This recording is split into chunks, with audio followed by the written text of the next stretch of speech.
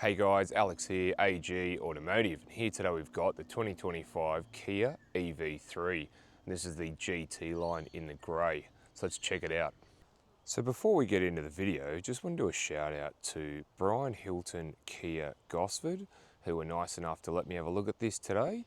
And if you are after a Kia EV3 or any of the Kia range, go and see them and let them know that Alex from AG Automotive sent you and they will look after you. And if you do enjoy these videos, please consider thumbs up, the bell icon and subscribe as well, as it helps the channel. So at the front here, you've got Kia on the bonnet there. Now, EVs don't need a grille, so you don't really have one. You've got a small little grille down the bottom here, I guess more for aesthetics. You get your parking sensors down there as well as your LED daytime running lights and headlights there as well.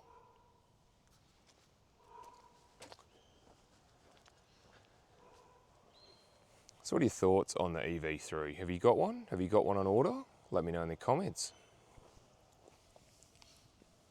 So the wheels on the EV3 are 19s and they're piano black with a touch of silver. And I think if you stand back, they suit the EV3 nicely. You've got piano black wheel arches there. You've got the charging port. You've got more piano black down the bottom. You've got a piano black wing mirror with indicators as well. And then the piano black continues all the way up. Got the roof rails and the sunroof there as well. You do have these nice flush door handles, which is nice to see. And the rear door handles are up here. Now to finish the back end off, there's a little spoiler up the back there that sort of completes the look quite nicely. And we'll come around and you've got Kia written there, you've got EV3, and you've got GT line there along with your parking sensors. You've got a little camera up above there. And then you've got a nice sort of sporty looking rear end. And you've also got wraparound LED taillights there as well. All right, let's go and have a look inside. So inside the EV3, and first impressions, quite nice all around. I do like things like the silver trim on the door. It sort of takes your eye there. You've also got this center console in white. You've got the white and grey seats there. I don't mind them. For my taste, I'd probably dirty the white part of it, but I think they look quite nice, and there is a few other colours you can choose. So the dash, it's a bit on the harder side there. You've got a couple of speakers.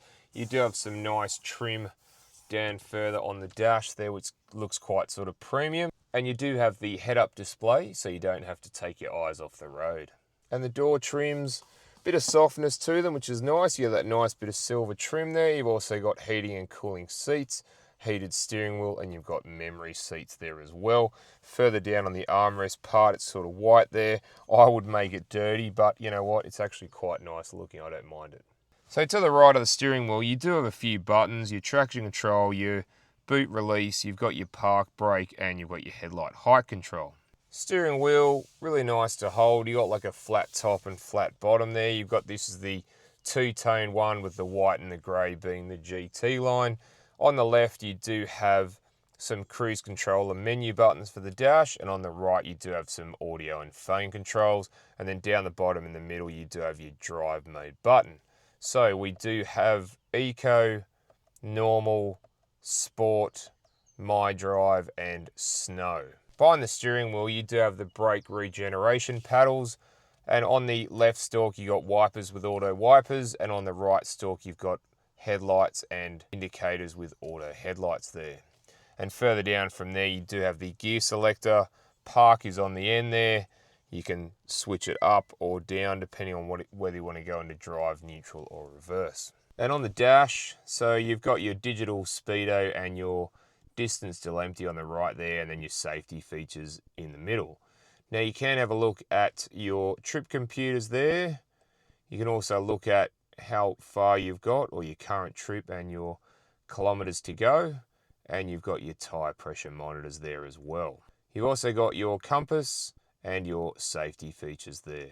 And in the middle screen here, we do have an air conditioning screen. Now, like I've said in a lot of the Kias, it gets in my way sort of thing, but you can push this little plus button and you get full screen there. So you can adjust it via the screen, and you've got these toggle switches further down should you wish to do it that way.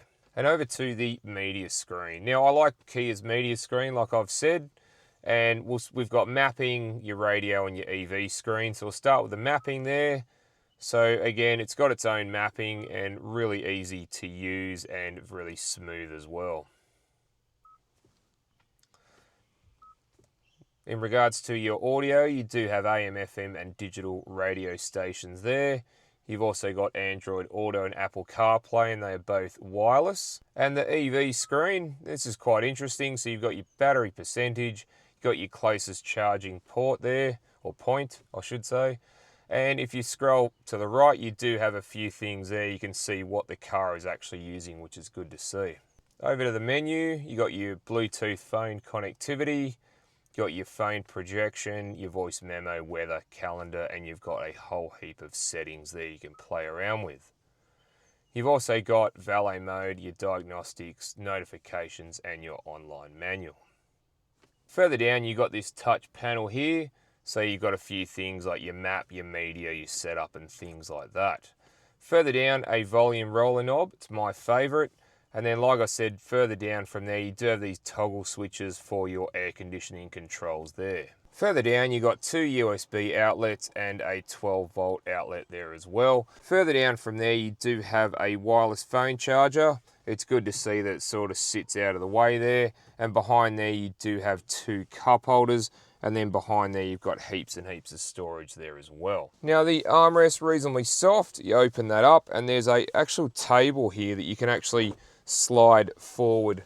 And you can close that down and have that sort of out there so you can work on anything you need. If you need a table to write anything down, Kia has you covered. Now, on the table there itself, we do have downhill assist, your parking sensors, your reverse camera, and your auto hold. And we'll just have a look at the reverse camera, and you can see it's reasonably clear there on the right, and on the left you do have your parking sensors there too. And the seats, full leather, very comfortable. They're heating and cooling for the driver and passenger. I do like the GT line embossed in the top of the seat there, and I don't mind the color combination, and there is other color combinations to choose. And the sunroof. So I'll just open that up. And that goes most of the way back, and it's really good for these Australian conditions. All right, let's go and have a look in the back. So in the back of the EV3, and first impressions is, you know what, it's actually not too bad in here for me. Now I'm 6'1", 185 centimeters. I've actually got a little bit of headroom, which is great. Knee room, leg room, and foot room are actually okay. And this seat is set up in my driving position. So you do get 2 ISOFIX spots there and 2 behind me. We'll have a look at the armrest. You know what? Reasonably soft, and you get a couple of cup holders in there as well. Now for the rear passengers, you get ventilation, you get USBs on either side of the seats here, you get a little bit of storage further down, and you get map pockets or iPad pockets on either side. You also have a 250 volt outlet just underneath the seat there, which is quite handy. All right, let's go and have a look in the boot. So in the boot of the EV3, so here we have 460 litres of boot space with the rear seats up. If you fold the rear seats down, that expands to 1,251 litres. So it's not too bad. Now you do have your 3 tether points up the front there. You've got a little bit of storage on the side. You've got a light on the left there. And with the floor, I can actually lift the floor out and move it down to give you that little bit more space there, which is nice. And then obviously under that, you do have your tyre mobility kit and your charging cable there too. All right, let's go and have a look under the bonnet. So under the bonnet of the EV3, so you can't see very much as there's a plastic panel over the top. You do have a 25 litre front trunk or frunk, which is nice, and you've got access to fluids and things like that as well. So under the shrouding, you do have a single electric motor, And that is mated to an 81.4 kilowatt hour battery. And that's good for 150 kilowatts of power and 283 newton meters of torque. And that's mated to a single speed gearbox driving the front wheels. Now Kia claims the GT line will go up to 563 kilometers on one charge, which isn't too bad. All right, let's go for a drive. So driving the EV3, and vision at the front's really good straight ahead towards the passenger side. Rear vision, you got a bit of width but not much depth, but you have your camera and parking sensors to aid in that. Vision out the back is a bit wide but not very deep, but you have your camera and parking sensors to aid in that. Vision out the back is really good, and mirrors are big enough and wide enough and have a good field of vision out of them as well. So just seeing how the EV3 goes over a bumpier stretch of road with the 19s. And you know what? It's soaking up the bumps pretty well, so I'm pretty impressed with that. I would have thought with something this small with 19s would be very bumpy, but it's actually quite nice. And the road noise, well, like you know with EVs, there's no noise inside and there's not much road noise. Steering, yeah, quite nice and light and easy. It's nice to have that in an EV. So what's the acceleration like from the EV3? Well, let's find out.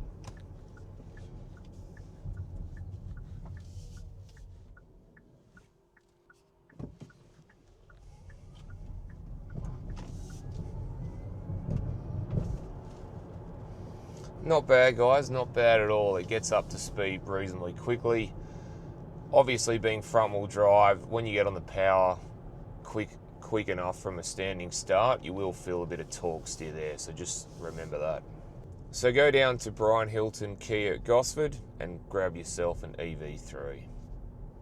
Alright guys, thanks for watching, and don't forget to like and subscribe, and I'll look forward to seeing you on the next one. Alright, thanks guys.